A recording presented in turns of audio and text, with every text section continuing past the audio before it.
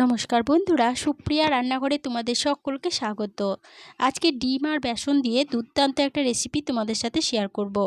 বাড়িতে সবজিপাতি মাছ মাংস না থাকলে ডিম আর বেসন দিয়ে এইভাবে একবার রেসিপিটা বানিয়ে খেয়ে দেখো, খেতে এতটাই ভালো লাগবে যে একবার বানিয়ে খেলে বারবার বানিয়ে খেতে ইচ্ছে করবে। আর রেসিপিটা বানানোর পদ্ধতি খুব সহজ। তাহলে চলো বন্ধুরা, দেখে নেওয়া যাক আজকের রেসিপি কিভাবে বানানো হয়। রেসিপিটা বানানোর জন্য একটা পাত্রের মধ্যে নিয়ে নিচ্ছি 1 কাপ পরিমাণ বেসন। এখানে আমি আমার রান্নার প্রয়োজন মতো 1 কাপ পরিমাণ বেসন নিলাম, তবে তোমরা তোমাদের রান্নার প্রয়োজন অনুযায়ী বেসনের পরিমাণ বাড়িয়ে বা কমিয়ে নিতে পারো। এরপরে এই বেসনের মধ্যে দুটো ডিমকে ফাটিয়ে দিয়ে দেব। এখানে আমি বেসনের মধ্যে সরাসরি ডিম দুটো ফাটিয়ে দিলাম, তবে তোমরা কিন্তু একটা পাত্রের মধ্যে ডিম দুটো ফাটিয়ে তারপরে বেসনের মধ্যে দিয়ে দিতে পারো। এতে ডিম পচা আছে কিনা সেটা ভালোভাবে দেখে নিতে পারবে। ডিম দুটো দিয়ে দিলাম।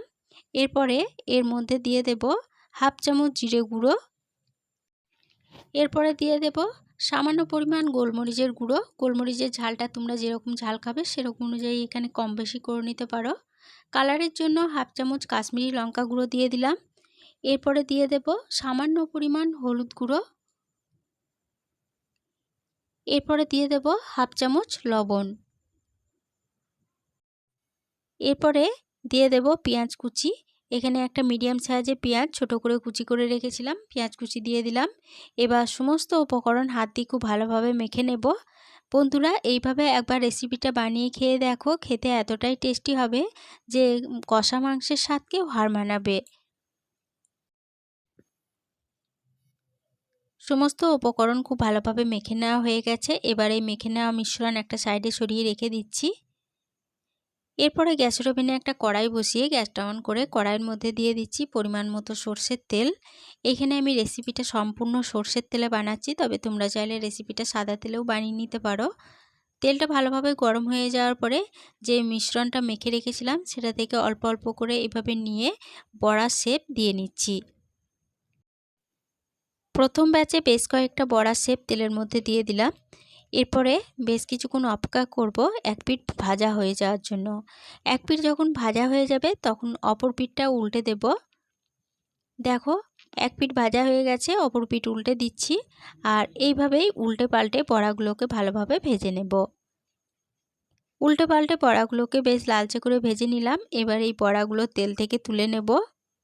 প্রথম ব্যাচে বড়াগুলো তেল থেকে তুলে নেওয়ার পরে ওই বাকি বড়াগুলো একই তেলে একইভাবে ভেজে নেব। এই বড়াগুলো ভাজা হওয়ার ফাঁকে আমি মশলাটা রেডি করে নেব। তার জন্য এখানে একটা মিক্সিং জার নিয়েছি। মিক্সিং জারের মধ্যে দিয়ে দিচ্ছি 4 টুকরো আদা, একটা মিডিয়াম সাইজের টমেটো দিয়ে দিলাম। এরপরে দিয়ে দেব একটা বড় সাইজের পেঁয়াজ কুচি। এরপর দিয়ে দেব 8 কোয়া রসুন। এবার দিয়ে দেব একটা কাঁচা লঙ্কা। এখানে কাঁচা লঙ্কা ঝালটা তোমরা যেমন ঝাল খেতে চাও সেরকম অনুযায়ী কম বেশি করে নিতে পারো। মিক্সিং জারের ঢাকনা বন্ধ করে সমস্ত উপকরণ ভালোভাবে বেটে নিলাম। এবার এই বেটে নেওয়া মিশ্রণ একটা সাইডে সরিয়ে রেখে দিচ্ছি। এদিকে বড়াগুলো ভাজা হয়ে গেছে। এবার এই বড়াগুলো তেল থেকে তুলে নেব। সমস্ত বড়াগুলো আমার ভাজা হয়ে গেছে। এবার বড়াগুলো তেল থেকে তুলে নেওয়ার পরে ওই তেল কিছুটা আমি তুলে রেখে দিচ্ছি। কিছুটা তেল তুলে রেখে দেওয়ার পরে এখানে দেখো 5টা মিডিয়াম সাইজের আলু একটা সিটি দিয়ে সিদ্ধ করে নিয়েছিলাম। আলুগুলো বেশ ভালোভাবে সিদ্ধ হয়ে গেছে। এবার এই আলুগুলো তেলের মধ্যে একটু ভেজে নেব। সমস্ত সিদ্ধ করা আলু তেলের মধ্যে দিয়ে দিলাম। এবার মিডিয়াম ফ্লেমে আলুগুলোকে একটু নেড়েচেড়ে ভেজে নিচ্ছি। তেলের মধ্যে আলুগুলোকে 1 মিনিট মতো নেড়েচেড়ে ভেজে নিলাম। এবার এই আলুগুলো তেল থেকে তুলে নেব। সমস্ত আলুগুলো তেল থেকে তুলে নিলাম। এরপরে যে তেলটা তুলে রেখেছিলাম সেই তেলটা ওই আলু ভাজার তেলের মধ্যে দিয়ে দিলাম। এরপরে তেলের মধ্যে ফোড়নের জন্য দিলাম হাফ চামচ গোটা জিরে, একটা দারচিনির টুকরো, একটা লবঙ্গ, একটা এলাচ আর একটা গোটা শুকনো লঙ্কা। এবার ফোড়নগুলো ভালোভাবে ভেজে নেব। ফোড়ন ভালোভাবে ভেজে নেওয়ার পর ফোড়ন থেকে যখন সুন্দর গন্ধ বেরোতে শুরু করে দিয়েছে তখন যে আদা, টমেটো, পেঁয়াজ, কাঁচা লঙ্কার পেস্টটা বানিয়ে রেখেছিলাম সেটা দিয়ে দিলাম। এবার মিডিয়াম ফ্লেমে এই পেস্টটাকে একটু সময় ধরে নেড়েচেড়ে কষিয়ে নেব। মিডিয়াম ফ্লেমে পেস্টটাকে 2 মিনিট মতো নেড়েচেড়ে কষিয়ে নিলাম। রসুন ও পেঁয়াজ থেকে যখন কাঁচা গন্ধটা অল্প চলে গেছে তখন গ্যাসের ফ্লেমটা একদম লোতে করে দিয়ে মিক্সিং জারটা ধুয়ে সামান্য পরিমাণ জল দিয়ে দিলাম। এরপরে দিয়ে দিলাম হাফ চামচ জিরে গুঁড়ো, কালারের জন্য দিলাম হাফ চামচ কাশ্মীরি লঙ্কা গুঁড়ো, হাফ চামচ হলুদ গুঁড়ো। এবার গ্যাসের ফ্লেমটা লো টু মিডিয়ামে রেখে সমস্ত মশলা বেশ ভালোভাবে নেড়েচেড়ে কষিয়ে নেব। লো টু মিডিয়াম ফ্লেমে মশলাটাকে মিনিট 5 সময় ধরে নেড়েচেড়ে কষিয়ে নিলাম। মশলা খুব ভালোভাবে কষানো হয়ে গেছে। এবার এই মশলার মধ্যে দিয়ে দেব পরিমাণ মতো জল। এখানে আমি 1.5 কাপ পরিমাণ জল দিলাম, তবে তোমরা যেরকম গ্রেভি রাখতে চাও সেরকম অনুযায়ী জলের পরিমাণ এখানে বাড়িয়ে বা কমিয়ে নিতে পারো। এরপরে যে আলুগুলো ভেজে তুলে রেখেছিলাম সেই আলুগুলো দিয়ে দিলাম স্বাদ মতো লবণ, আর স্বাদের ব্যালেন্সের জন্য দিলাম হাফ চামচ চিনি। এবার সমস্ত উপকরণ জলের সাথে ভালোভাবে নেড়েচেড়ে মিশিয়ে নিচ্ছি। সমস্ত উপকরণ ভালোভাবে নেড়ে মিশিয়ে নেওয়া হয়ে গেছে। এবার এই ঝোলটাকে একটু সময় ধরে ফুটিয়ে রান্না করে নেব। ঝোলটাকে 2 মিনিট মতো ফুটিয়ে রান্না করে নিলাম। এরপরে গ্যাসের ফ্লেমটা একদম লোতে করে দিচ্ছি। লোতে করে দেওয়ার পরে যে বড়াগুলো ভেজে তুলে রেখেছিলাম সেই বড়াগুলো একে একে এই ঝোলের মধ্যে দিয়ে দিচ্ছি।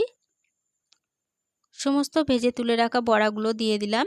এরপরে বড়াগুলো ঝোলের সাথে ভালোভাবে নেড়েচেড়ে মিশিয়ে নিচ্ছি। বড়াগুলো ঝোলের সাথে ভালোভাবে নেড়ে মিশিয়ে নিলাম। এরপরে এর মধ্যে একটা ঢাকা দিয়ে দিচ্ছি। ঢাকা দিয়ে গ্যাসের ফ্লেমটা মিডিয়ামে রেখে বেশ কিছুক্ষণ সময় ধরে এটা রান্না করে নেব। ঢাকা দিয়ে ঝোলের সাথে বড়াগুলোকে 2 মিনিট মতো ফুটিয়ে রান্না করে নিলাম। 2 মিনিট পর ফিরে এসে ঢাকা খুলে নিয়ে সমস্ত উপকরণ ভালোভাবে নেড়েচেড়ে নেওয়ার পরে এই তরকারির মধ্যে দিয়ে দিচ্ছি সামান্য পরিমাণ গরম মশলার গুঁড়ো আর একটা চেরা কাঁচা লঙ্কা। এবার গরম মশলার গুঁড়ো তরকারির সাথে ভালোভাবে নেড়েচেড়ে মিশিয়ে নেওয়ার পরে গ্যাসের ফ্লেম বন্ধ করে দিয়ে তরকারিটা ঢাকা দিয়ে আরও 5 মিনিটের জন্য স্ট্যান্ডিং টাইমে রেখে দিয়েছিলাম। তরকারিটা পরিবেশনের জন্য একদম রেডি হয়ে গেছে। আজকে রেসিপি প্রথম থেকে শেষ অবধি দেখার জন্য তোমাদেরকে অসংখ্য ধন্যবাদ। রেসিপিটা ভালো লেগে থাকলে প্লিজ লাইক কমেন্টে সকলের সাথে শেয়ার করে দিতে ভুলো না। নতুন বন্ধু হয়ে থাকলে চ্যানেলটা সাবস্ক্রাইব করে পাশে থেকো। আজকের রেসিপিটা এই পর্যন্তই ছিল। ফিরে আসবো আবার নতুন কোনো রেসিপি নিয়ে।